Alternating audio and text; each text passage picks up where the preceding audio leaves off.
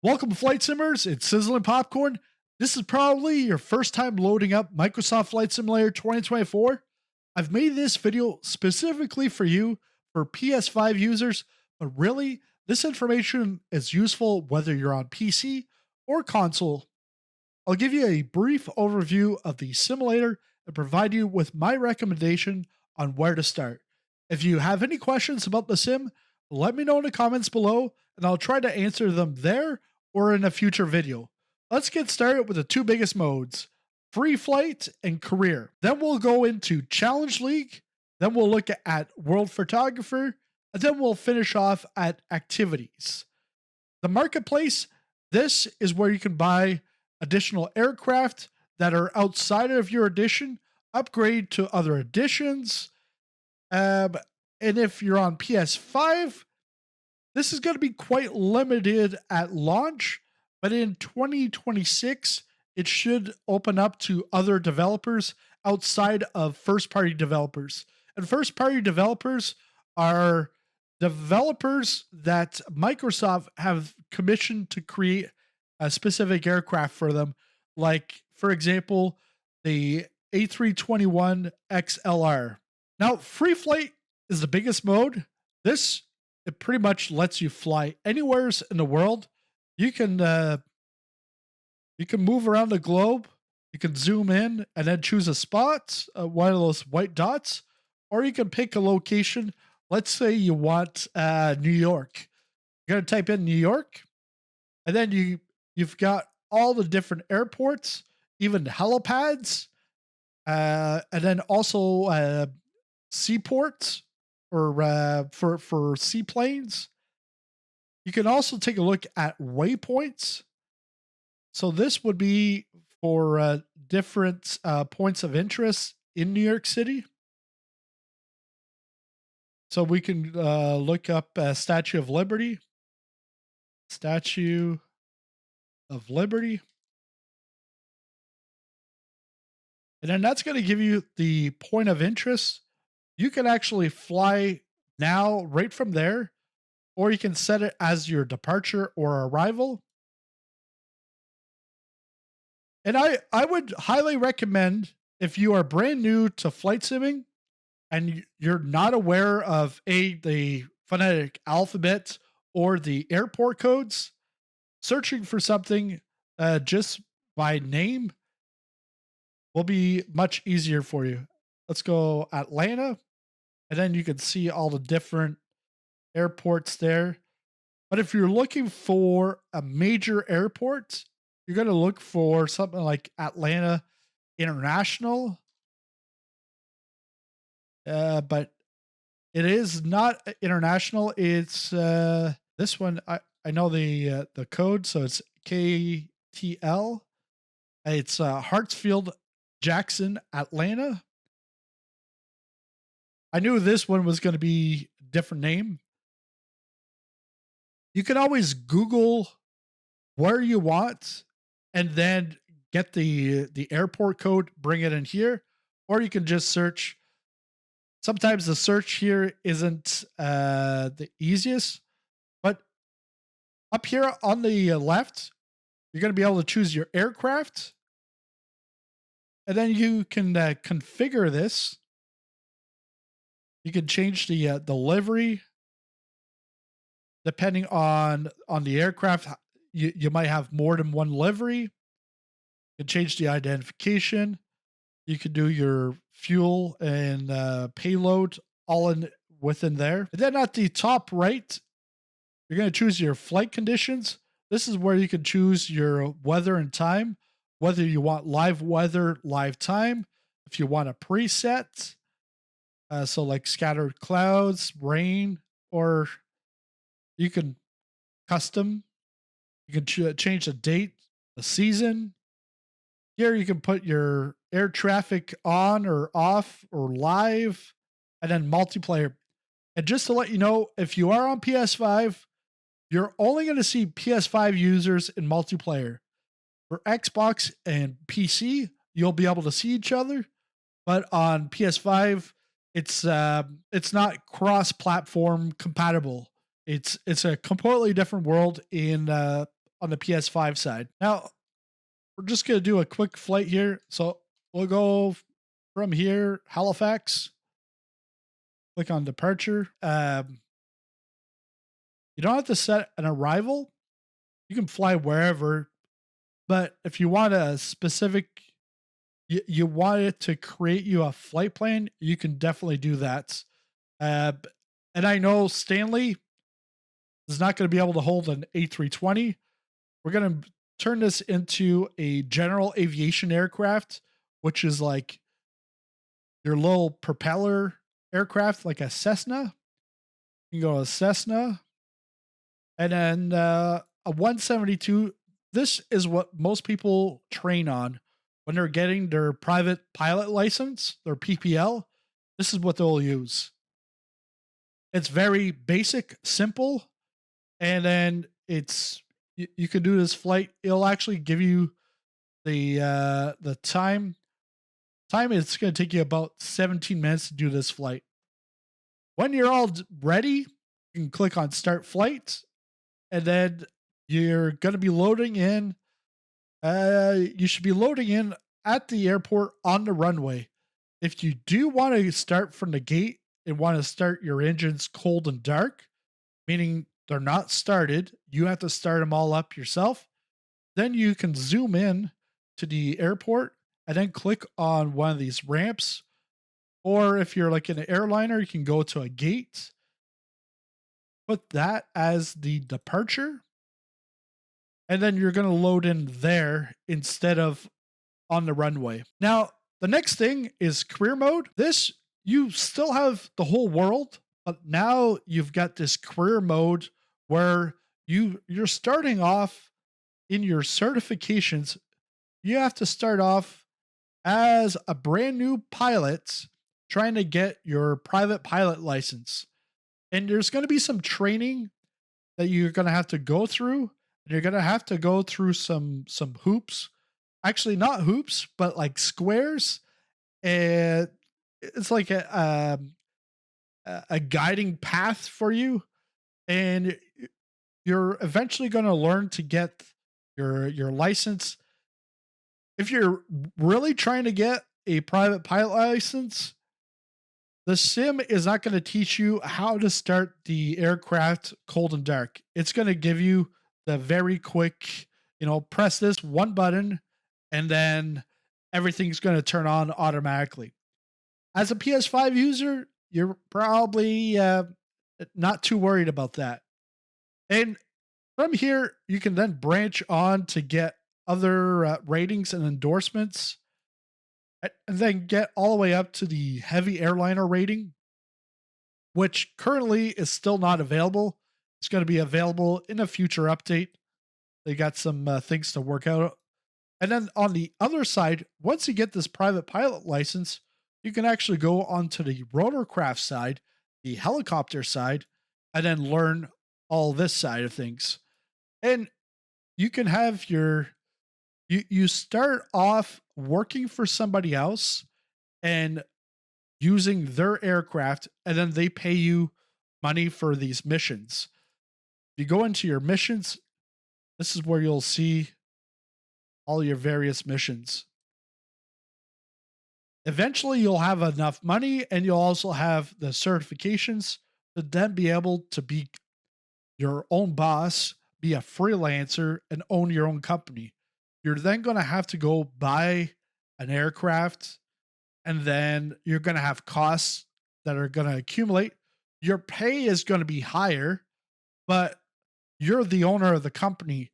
So you have to then take off your expenses, your wear and tear of the aircraft, and what's ever left over, well, that is your profit for you. This, to be honest, over the last year, I've done this for a bit, but after a while, it could get boring. On console, this is pretty much your only career mode. On PC, there are plenty of other career modes that you can get, different add-ons, free or subscription or one-time payment. But that's not the point of this video. this is just a brief overview of your company. I do have some videos on the channel going through um, some of these certifications, and pretty much right up to where I am right now in this career mode. I've got that in live streams or in videos on the channel. So back to the home screen. So this is your main free flight. You want to fly anywheres in the world? You click on this. If you want more of that gamification, that career mode, go into career mode. Now, talking about gamification, Challenge League is where you're looking for like a quick dopamine hit. Every week, there's going to be 3 different challenges. There's going to be like a rally race, a low altitude type of flight, and then a precision landing. Every week, this is going to change, but based off of your points, you can then move up to the next league. I do have a video explaining this completely. I haven't really touched this after the first month. I'm not sure how many players are still in this, but again, with PS5, you would be competing just with PS5 users. It is fun. You could like these challenges. You don't have to worry that you have to compete, but just doing these challenges are fun, and you can actually get not just those 3 challenges every week, but you can get them all within activities. But we'll talk about that in just a moment. But we'll go now on to World Photographer. So this is more so if you want to be a digital tourist. These are like missions that you can do where you got to take pictures. So USA's most spectacular bridges. There's 12 there's these stars that are attributed to each of these missions. The more stars, the harder it is to get the image. And it's like this one, the Golden Gate Bridge. If we click on this, it's going to tell you exactly what you need to do. You have to photograph one of the bridge's towers, but then you have these bonus conditions. You have to be with San Francisco's financial district taking an image. If you do it at nighttime, you're going to get another star.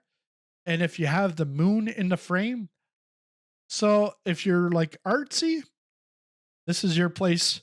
If you want to be a digital tourist, this is your place. This will set you up in the air very close to the Golden Gate Bridge. Now, you can still do this in free flight mode. So that way you can take off from wherever and then fly to the area instead of being in the air right away. All you have to do is go into photo mode. Then that's going to change your camera so that you can now take an image. And once you take that picture, if you get 1 star or any of these stars, you're going to get a notification that you've got them. The downside with doing this in free flight mode is that you don't know all the criterias. I've done this with New York City tour. I did 16 out of 16 stars, 10 out of 10. And I actually have a video on that, and I'll try to link it up somewhere around here. That you can take a look exactly how it's done. But you can do this with like national parks, doing a savanna safari or animals in the world worldwide, like in the wild. So it is tough, especially like giraffes or the African bush elephants. They're going to tell you the population, and then you can choose where you want to start your flight. So if you start your flight in this green zone, well, you're only going to have a population of around 20. But if you can get into a red zone, you've got a higher population, higher chances of actually finding one. And in this case, I never found one. It's actually lots of fun, but this pertains more so towards the digital tourist. Now, to the last thing here, activities. This is where you're going to find all those challenges that we saw in Challenge League. You're not just going to have the 3, you're going to have them all. All the challenges, all the rally races are going to be in here. So you can still do these and still compete, but you're going to be competing on a world leaderboard, and you'll also have your friends leaderboard. But it doesn't matter which week you're on. Like, it doesn't matter the week because you're not in the challenge league. You've got rally races, low altitude, landing challenges, and then in the future we're supposed to be getting Red Bull Air Race and National Championship Air Races, but those haven't arrived yet. Discovery, these are discovery flights. So when there's like a city update or a world update, that's where they bring these in so that you can discover a city, and they like sort of give you a flight path of like what to look for. The last thing here I want to talk about is the flight training. When you're starting off in Flight Simulator for the first time, you're not sure about how to fly an aircraft. I would start here because this shows you the basic handling. You're going to start off with a Cessna 172, and you're going to learn the basic handling, then the takeoff and landing. And you don't have to do this in order. You can change this up. You're then going to learn about VFR navigation. So that's visual flight rules versus IFR, instrument flight rules. Then you'll get into the IFR navigation. So that is using your instruments rather than just using your eyes to fly. And no, like your eyes are not controlling the flight, but it's like you want to land at an airport. With VFR, you're actually looking for visual cues on where you are and your approach into that airport. While with IFR, you're looking at your instruments, and your instruments are you're looking at that to see your approach path into the airport. You can also learn about how to master helicopters, bush pilot, gliding course, FAAT maneuvers, and then introduction to airliners. So, although the career mode gets you started off with doing your PPL, your private pilot license, I would even start right up here, basic handling first, then go over to career mode. So within the basic handling, you'll learn your basic sim controls, aircraft essentials, altitude, pitch, turns, roll, power settings, trim management, and then maneuver test. I would do this before getting to career mode, because career mode, it's then going to keep everything in the history. When you make mistakes and all that kind of stuff, like you're gonna have consequences. This, you have no consequences. It's just training. And I think that's the best way, because when I started in flight sim 5 years ago, when msfs 2020 arrived, yes, I've been in flight sim since flight sim 95. But the thing is, I never really got into it until 2020. And even to this day, 5 years later, there's still things that I'm always learning. But you're best to learn on a small aircraft like this, a Cessna 172, learn the basics, and then go to airliner, instead of jumping right into airliner and then you don't really understand the pitch and roll. That's the best pathway. But that's pretty much it for the overview. If you have any questions, let me know in the comment section below, and I'll try to answer them there or in a future video. But I didn't want to go too deep into this. I do have plenty of videos on this channel whether it's in 2020 or 2024, about these specific items, whether it's tutorials, live streams, everything. So if you haven't already, make sure to subscribe. That way you'll know when the next video comes out or when I go into live stream. Welcome aboard. Thanks for watching, and I'll see you in the air.